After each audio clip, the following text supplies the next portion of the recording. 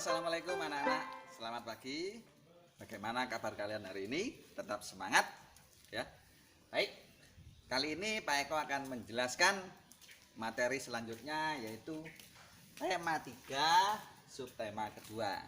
Nah, dalam subtema kedua ini nanti kita akan mempelajari yang pertama tentang mozaik ya, yang kedua karakteristik hidup hewan, yang ketiga caranya menulis laporan hasil wawancara, dan yang terakhir adalah melestarikan hewan langka. Baik, yuk kita simak penjelasan Pak Eko berikut ini. Yang pertama anak-anak, di sini ada mozaik. Apa sih mozaik itu anak-anak?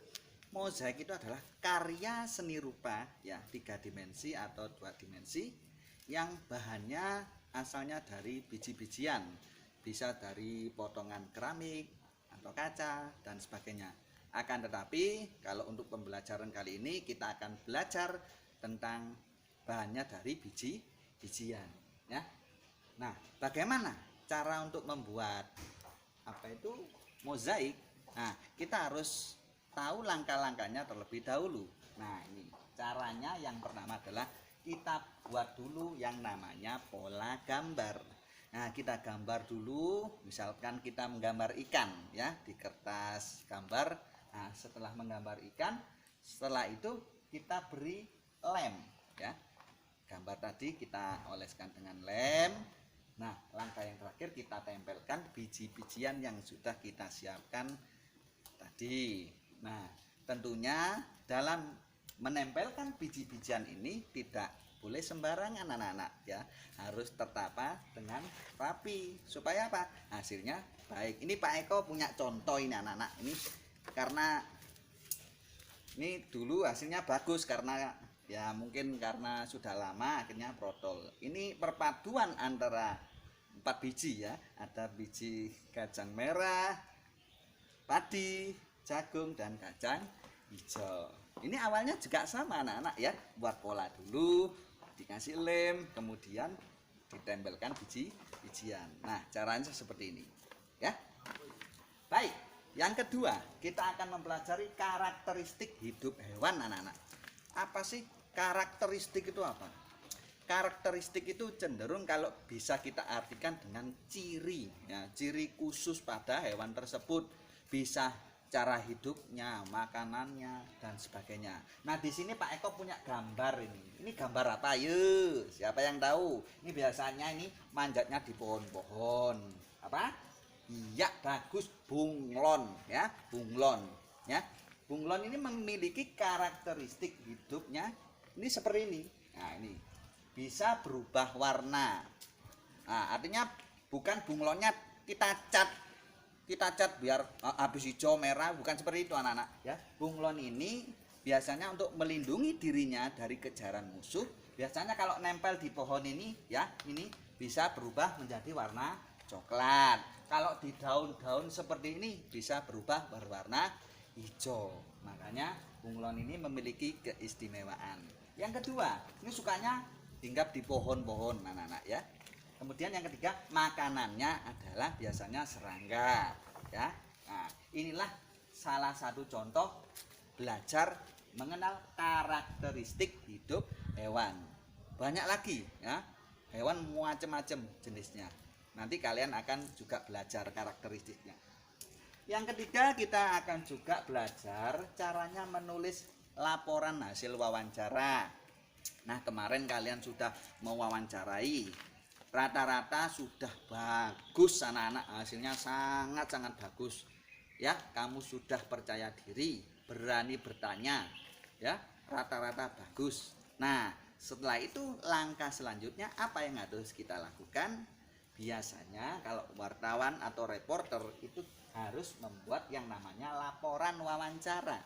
Apa saja yang harus kita buat? Yang pertama, latar belakang. Latar belakang itu maksudnya apa? Latar belakang itu apa yang mendasari kenapa kok saya melakukan wawancara ini, alasannya apa? Oh, mungkin supaya apa, dapat pengetahuan apa, seperti itu. Kemudian tujuannya, tujuan wawancara. Misalkan kalian wawancara kemarin tentang tanaman ya, Tujuannya supaya apa kamu? Supaya saya tahu, oh nama-nama tanaman apa saja, cara merawatnya bagaimana.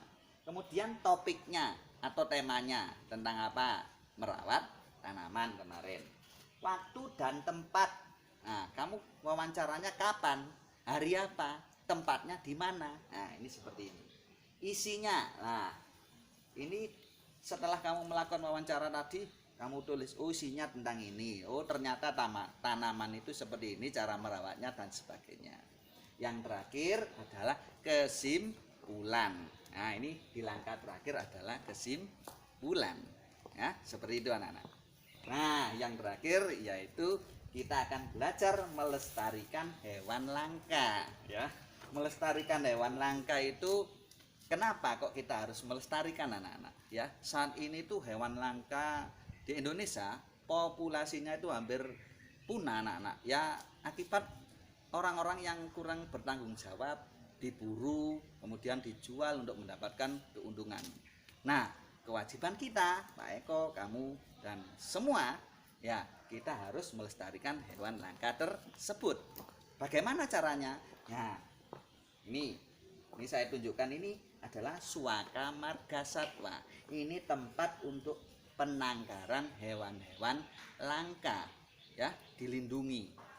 Supaya apa? Supaya tidak punah, ya. Oh, yang kedua ini ada gambar kebun binatang.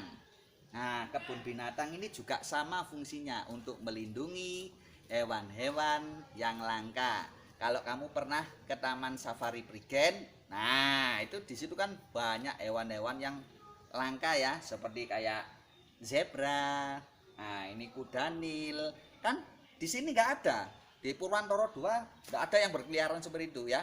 Makanya ditaruh kebun binatang supaya apa? Supaya tetap terawat, ya, terlindungi, bisa berkembang biak, populasinya tidak punah. Nah, berkaitan dengan melestarikan hewan langka ini, kita juga bisa mengetahui apa hak kita dan apa kewajiban kita terhadap hewan langka. Nah, hak kita, ya, kita berhak menikmati, melihat, mengetahui hewan-hewan langka tersebut, ya, itu hak kita, ya, menikmati, ya. Kalau di taman safari kan macam-macam anak-anak, ya, itu hak kita untuk melihat. Nah, ya. Kemudian kewajiban kita apa?